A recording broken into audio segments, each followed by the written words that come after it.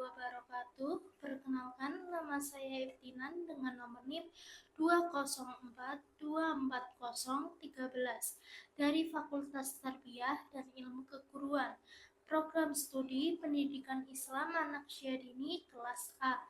Dibuatnya video ini untuk memenuhi tugas harian dari Bapak Mutamam MED selaku dosen mengampu mata kuliah moderasi beragama.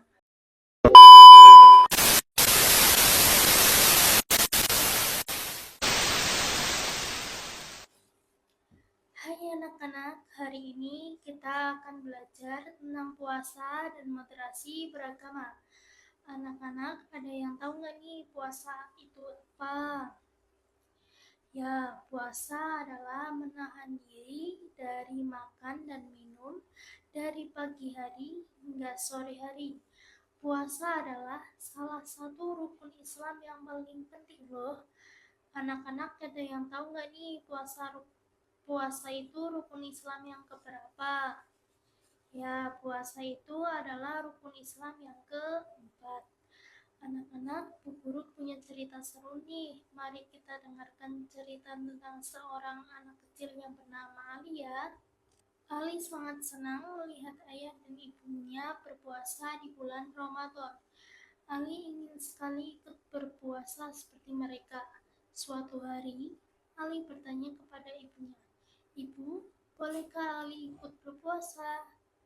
Ibunya pun tersenyum dan berkata, "Tentu saja boleh Ali, tapi puasa itu tidak hanya menahan lapar dan haus ya.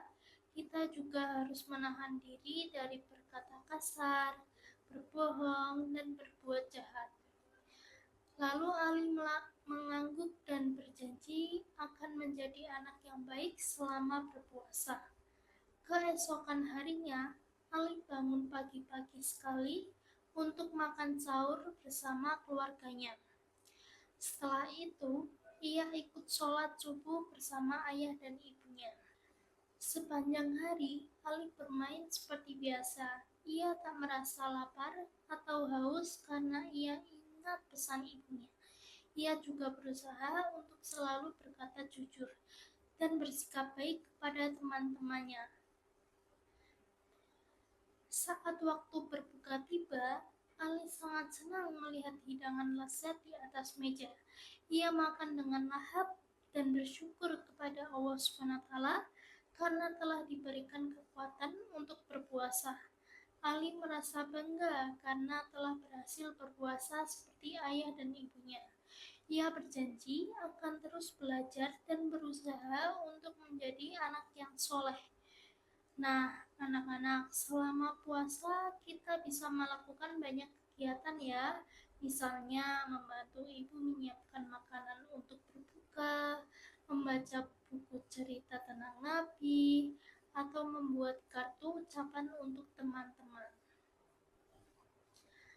Anak-anak, Indonesia itu seperti taman yang indah, di mana ada banyak bunga dengan warna yang berbeda-beda.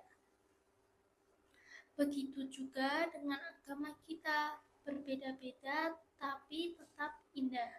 Kita harus saling menghormati dan menyayangi teman-teman kita yang berbeda agama. Ingat, semua agama mengajarkan kebaikan. Anak-anak, ada yang tahu nggak nih moderasi beragama itu apa?